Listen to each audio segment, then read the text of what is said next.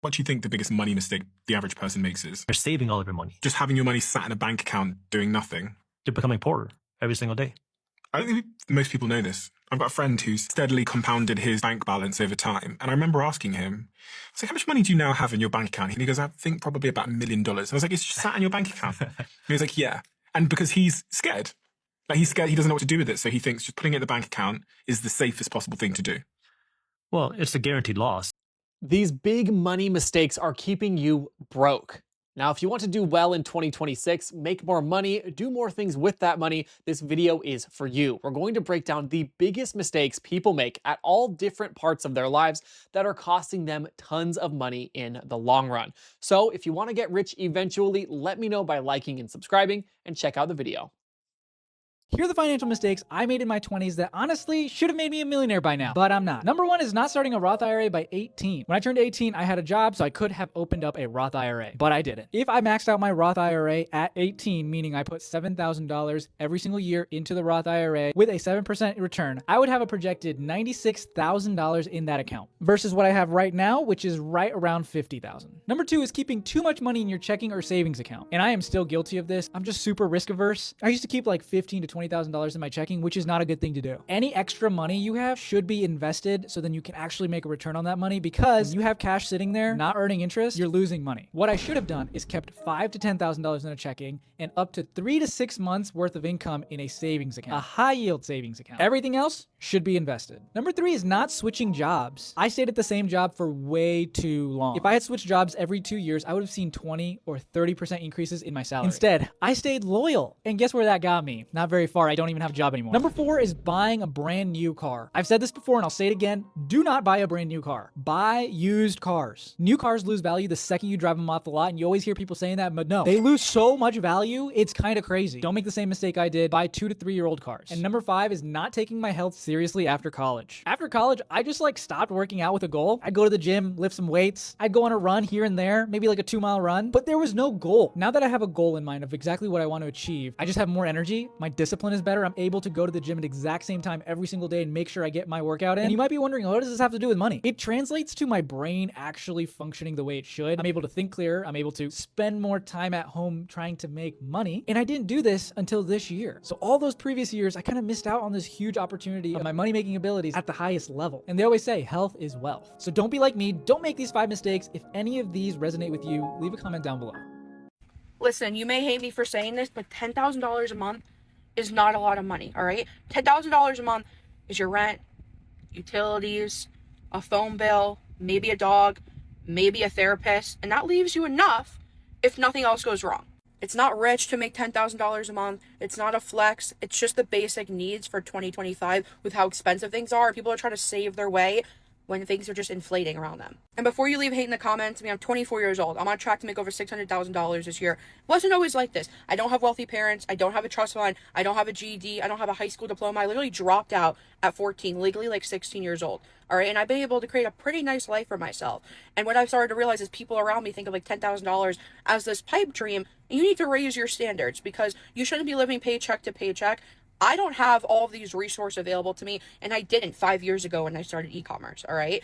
But we have the ability to create whatever life that we want for ourselves. And if you're sitting there living paycheck to paycheck or thinking that $10,000 a month is this pipe dream, it's time to raise your standards. 5 really stupid things that I did that landed me in $50,000 worth of credit card debt. Because here's the thing, debt creeps up on you and your financial situation might be worse than you realize. The first incredibly stupid thing I did was use buy now, pay laters. I used buy now, pay laters to pay for everything. And I mean everything. Buy now, pay laters may seem harmless, they may seem innocuous, but in actuality, they are one of the most predatory forms of credit in existence. The next stupid thing that I did is I traveled when I was severely in debt. I'm seeing a trend on TikTok that spending money, going on vacations, living beyond your means, and having this absolutely lavish lifestyle is a form of financial manifestation. You guys need to stop reading The Secret, because that's the dumbest shit I've ever heard. Having been there, I can tell you the easiest way to ensure that you stay in debt is to accrue more debt. Travel is a means of escapism, and it has a really funny way of taking you out of the reality of the financial situation that you're in. You're also spending in a currency that's not the same as the one in your home country, so you really are completely detached from your spending. The next thing I did was I did not not keep a budget. I think a lot of people think that like, oh, she just landed in debt because she shopped like a dickhead. And while part of that is true, I would say the vast majority of my debt that I was cycling through was caused by just living beyond my means. You cannot stay on top of your spending if you are not tracking it. And a reason that budgeting is so important is because overspending by $30 a day results in $10,000 worth of debt at the end of the year. Do you understand how easy it is to overspend by $30 in New York City? Really fucking easy, especially when your parents aren't bankrolling your life. The next really stupid thing that I did was I bought the cheap version of the thing that I actually wanted. Instead of just pausing my spending, setting money aside, and saving up for the thing that I actually wanted, I would buy 5 to 6 inferior versions of that thing, trying to approximate the thing that I actually wanted. What did I wind up with? A closet full of clothes that I spent probably the same amount of money on as the actual item costs. Only because I didn't like those things as much, I just didn't fucking wear them. It was a complete and total waste of money. Do yourself a favor and wait for the things that you actually want, because I'm telling you, it's worth it. As Vivienne Westwood said, buy less, choose well, and make it last. And the fifth really stupid thing that I did was try to convince myself that my situation wasn't that bad. I think almost everyone that's in debt downplays the severity of their debt. It took years of being stuck in the cycle of spending money and paying it off for me to realize that if I didn't change my tune, I'd be facing bankruptcy. It wasn't until I put my big girl pants on, sat down, tallied up my total debt, and really faced the truth of my situation that I was able to realize just how bad my situation actually was and change my tune and do something about it. You can't fix the problem if you're stuck in denial about it. Remember when I got my first paycheck, nobody ever really like sat me down and told me what to do with the money. So if I could go back in time, this is what I would tell younger me. First of all, no matter how small the paycheck, no matter how small the amount of money that is coming into your account, you set aside 10, 15%, honestly, it would have been 15%. If I could go back, I would be setting aside 15% into a high yield savings account, even if my paycheck was only $50. And then number two, the second thing that I would have done is invest another 35% into the stock market. Because I'm so young, like I think the first time I started earning money was when I was 14. Because I was so young back then, if I would have started setting aside 35% of my paycheck into the stock market, I would have had essentially no risk if I were to keep that money in there from the time I'm 14 until I'm like 64, 74, whenever I'm going to retire and take the money out. Those are the two things that I wish that I could do if I were to start my money relationship over from scratch and like go back to the very beginning and implement those into younger me. Those are the two things. Oh my gosh, can you imagine? Those are the two things that I wish I would have learned. The worst financial mistake I've ever made, I'll be honest with you guys, is this car that I'm currently driving. And it's not the car itself. Like, I literally love this car. I can't imagine myself driving anything else. It's the fact that I have car payments, which is so stupid. It literally makes me sick thinking about it. I wish we would have just waited like a year and maybe saved up like $20,000 in cash and bought a used car, because purchasing a brand new car was so dumb. Not only did it lose value like the second we drove it off the lot, but now we're paying interest payments on top of that. And this car is already 2 years old. Like, it was only brand new for like 5 minutes, so might as well have bought a used car. But at least I learned that lesson in my early 20s so that I never do that again in my life. If you're actually serious about becoming more financially literate in 2026, stop doing these 3 simple things and I promise you will be ahead of everyone else. Like, I literally made thousands in 2025 by avoiding these. Starting off strong, number 1, using a debit card. Like, technically, if you want to get the most out of the money that you're spending, you should be putting almost all of your purchases on a credit card. And before you come for me and say that credit cards are bad, you shouldn't use them, like, credit cards are only bad if you misuse them. But if you treat it like it's a debit card, only spend money that you actually have, pay it off in full every single month, like, credit cards are only going to be good and they're going to give you a shit ton of free points. That's how I'm able to fly free multiple times a year. Like, it's free money that I would have not gotten if I spent the same money on a debit card. And number 2, waiting to invest. Like, so many people think that you have to be rich to start investing, when it's not so much about how much you invest, it's more so about when you start investing. So start as soon as humanly possible. Like, even if it's $50, $100 a month, just open a brokerage account, invest in something simple like an ETF that tracks like a whole bunch of stocks. Don't overcomplicate it. And number 3, keeping money in a normal bank account. Like, if you have over a couple months worth of living expenses sitting in a normal checkings or a savings account, like, child, we gotta have a chat, because this one makes me the most mad, because it's literally the easiest way to earn free money every single month, and it's 100% risk-free. All you have to do is open a high-yield savings account. It's the same thing as a normal savings account, but you actually earn interest on the money that's sitting in there. And I know I say these things all the time, but I feel like some of y'all need to hear it more than once, because it's not clocking with some of y'all. Like, these are things that you do once and like forget about for the rest of your life. Either you have to like somewhat consciously make an effort to be more financially literate, okay? Maybe do a little bit more research, open some new accounts, but like, I promise if you stop doing those 3 things, you will thank me at the end of 2026. One of the first money mistakes that I fixed when my income started scaling was realizing that I left too much cash in a high yield savings account just because that's what everyone recommends you to do. But once I learned how money actually works, I realized that banks aren't the only place to park your cash. So what I do instead is keep a lot of my uninvested cash in a money market mutual fund instead, which is basically funds that hold short-term ultra safe investments like government debt. So then your cash always stays liquid or accessible, but works a little bit harder than it would if you just left that cash in a savings account. And often these funds will pay you more than a savings account would, especially after taxes. So that's another thing that most people won't tell you when you're just starting out. Here are my two biggest financial regrets as a 25-year-old living in Chicago. Number one, moving to Chicago. No, I'm just kidding. So my first biggest regret is spending too much on rent. I recently signed a lease for a $2,500 a month apartment, but it's never just $2,500 a month. You have to factor in utilities, application, admin fees, and move-out costs. All in all, this is going to be around $2,700 a month over a 14-month period. I feel like I would have been better, spending somewhere around $2,000 a month and saving that money and investing it into the stock market, which is going to lead right into my next biggest financial regret, which is not investing early enough. I started investing consistently around 23 years old, and I really just started getting into it over the last few months. I invested a little bit when I was 19 or 20 years old. I invested like $3,000 into a Robinhood account. I checked it a few weeks ago and it had doubled. It was like $6,000. A big part of that is because I got lucky and I put a lot into Nvidia, but I believe this just showed me how powerful investing really is and how much this can compound. Don't get me wrong, it was like a 5 or 6 year period, but still, this is a long game. It's not a short game. Big reason why I want to invest earlier is because I want financial freedom. For 4th of July, of course, we had some time off from our jobs and I had 9 days off to just do whatever I wanted. And I was so much happier. Let's be honest, jobs are jobs. We don't want to do them. We want to live free. So I want that really bad.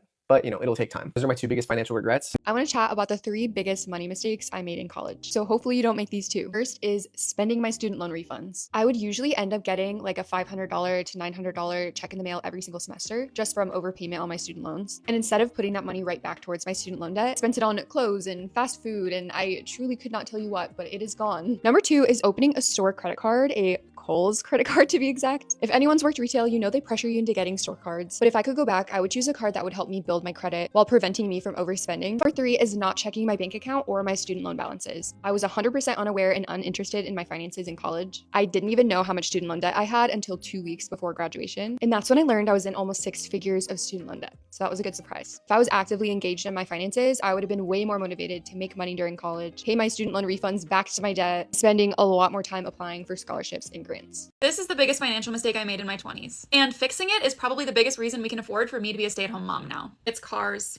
I'm sorry, I know no one wants to hear that, but hear me out, okay? When my husband and I were 23 or maybe 24, we both had our old cars that we had been driving since we were 16. We both upgraded in our 20s, and somehow we ended up with $650 worth of car payments. Your car value goes down over time. So I know you need a reliable car, and it's tempting to spend a lot of money on a reliable car that is near the top of your price range, but that money is not going to do anything for you down the line. So my general rule for cars is to not have more than 10% of your take-home pay be taken up by your car payment. Now, if you want to have a more expensive car than that, that's totally fine. I'm not going to tell you what to do, but just know that anything above that 10% mark is going to cut into other areas of your budget. So like when I say that you shouldn't spend more than 30% of your budget on non-essential purchases, a more expensive car would be part of that 30%. So it bleeds over into other areas of your budget. So the whole budget needs to reflect the fact that you're prioritizing driving a nicer car. This is the dumbest thing I've ever done because it was just extra dumb. I went to college, George. I had a full presidential scholarship, which means everything paid for, and I had a full volleyball athletic scholarship. Wow. My bills were paid for college. And do you know that the financial aid folks talked me into taking out student loans so that I could pay for just life? They said, Jade, you're going to need new clothes. You're going to want, after the games, you're going to want to go out to eat with your friends. And I took out student loans. Are these people getting a kickback for this? This is insane. $34,000.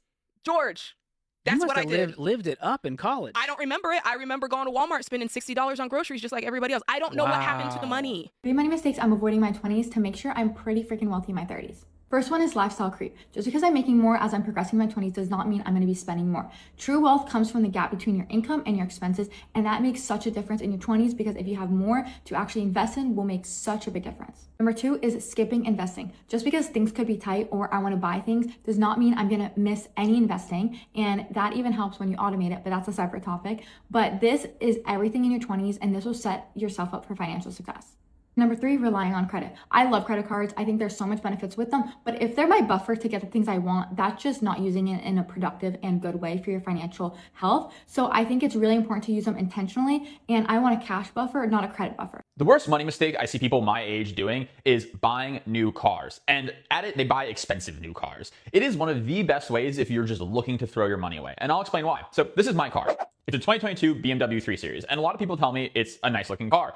It's nothing crazy, but it's nice. It's not a bad car. That car I bought earlier this year, so call it 3 to 4 model years old at the time that I purchased it, and it cost me less than a new Honda Civic. Would you rather have a new Honda Civic or that BMW? And I say this not to toot my own horn here. I'm saying this to help people. You can buy a nice car if you buy it 3 to 4 years old. Cars in the first 3 years typically depreciate on average 40%. That's almost half. If you wait 3 years to buy a car, like a 3-year-old car, you're practically getting it half off, okay? And that's not even like the worst part. The other part is a lot of times when people purchase a car, they finance it, right? So that means that you're paying interest on the principal balance of your loan. And if you have a brand new car that hasn't gone through its 40% depreciation yet, you're paying a ton more interest than you would if you just finance a cheaper car as well. So you're getting a double whammy. You're getting a car that's depreciating super quickly, and then you're paying out the wazoo on all the interest and the principal payments for that car. It's a horrible decision. Do not do it. There was a time in my life when I thought I was good with money, but I was making some key mistakes that kept me broke and living paycheck to paycheck and worried about money all the time. So here are 3 money mistakes that you should avoid this year if you want to be on top of things. Mistake number 1 I see all the time in people trying to get their finances together, and that is paying all of your extra money toward your debt. You need to save money while you're paying off debt. Period. Mistake number 2 is being too strict with the money rules you're setting for yourself. If you have a money plan and it has no flexibility in it, it's not going to work. Mistake number 3, and this is another one I see all the time, is putting money in a savings account that doesn't really have a purpose behind it. Savings without a purpose will always turn into spending before you wanted it to, because there's always something that will come up that's more important. So if you're worried about money all the time like I was, it's probably because you're bad with money. But you are definitely not alone. I was there, and YNAB helped me get good with money so I never have to worry about it again, and it can do the same for you. Give me a follow and I'll teach you how.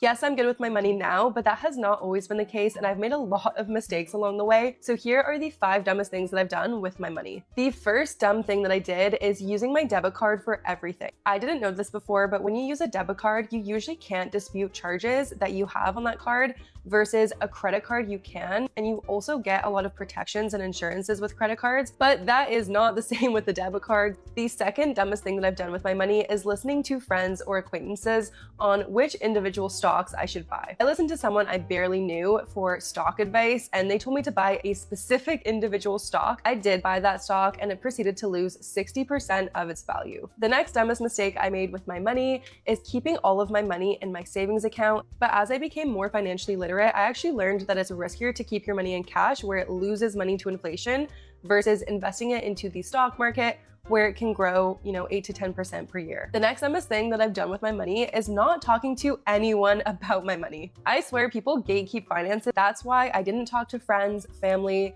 coworkers, or anyone about anything finance related. Once I started doing that, it literally taught me so much. The last dumb thing that I've done with my money, just winging it and having zero budget. But as I've become more financially literate, I know how important it is to track everything and to have a budget. So I am definitely doing that now. Let me know what the dumbest thing you've done with money is in the comments below, and make sure to drop a follow to get better with money. I'm almost 30 years old and I have crippling financial anxiety. Not from the background that I come from, not from the household that I was raised in. I have financial anxiety that is 100% my doing. It wasn't until my 29th year of life that I actually had someone sit down with me and explain finances in a way that I understood it. And let me tell you what the main difference was in the way they explained it to me versus every other male figure that has tried to explain finances to me growing up. And you already approach finances with a level of anxiety. I don't understand this. I don't understand the language. This is such a daunting topic. I don't even know where to start. When it comes to money, money makes or breaks your life. It dictates the lifestyle that you live. Everything revolves around money, whether you want to accept it or not. If I sit down at a table with someone who explains money to me in a way that they already assume I know what they're talking about from the jump, I'm already setting myself up for failure. After all these different types of conversations that I've had about finances, investing, high yield savings accounts, like all of these just huge names and terms that I have no idea what you're even talking about, if I don't tell you the second we sit down, hey, just to let you know,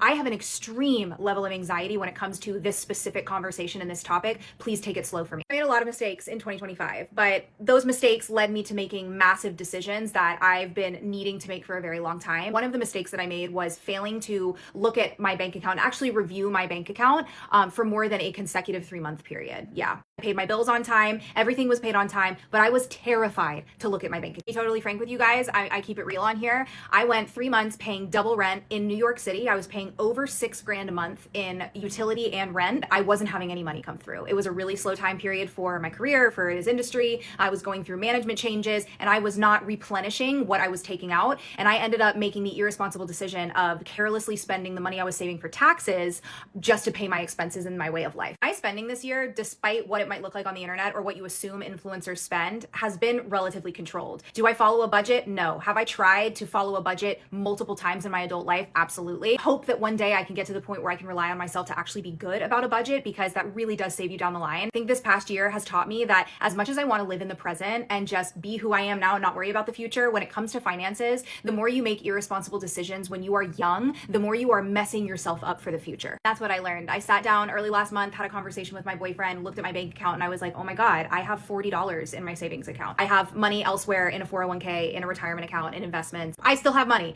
but I had $40 in my savings account. My savings account hasn't looked that low since I was in college. I'm going into my 30s this year, and I was absolutely terrified. I broke down, I cried, I had a full-fledged panic attack thinking, how did I even let it get to this point? In 2026, I have accepted that I am a woman who has anxiety, but I refuse to let anxiety be in the driver's seat anymore. I have accepted that I have it, and I will do everything that it takes to make my decisions despite my anxiety. The best I can do is educate myself to help mitigate that anxiety as much as I can and feel more confident in my decision. I don't know, I'm feeling this energy this new year of treating my TikTok now as my video diary, as just my journal and a place to hold myself accountable. And I know that so many people in their 20s choose to be naive when it comes to finances. I'm speaking from experience. I know that this topic resonates with people. I am an open book. I will talk about this all day long because I think it's important for people to understand, especially anyone who wants to enter into the content space, to know it's not all roses and butterflies. It's not making 100 grand every couple months. It's not always like that. A lot of people do struggle. So I think it's best to just be vulnerable and be open about it. If you guys have any questions, again, I'm an open book. I'm happy to share what I learn. I am by no means an expert,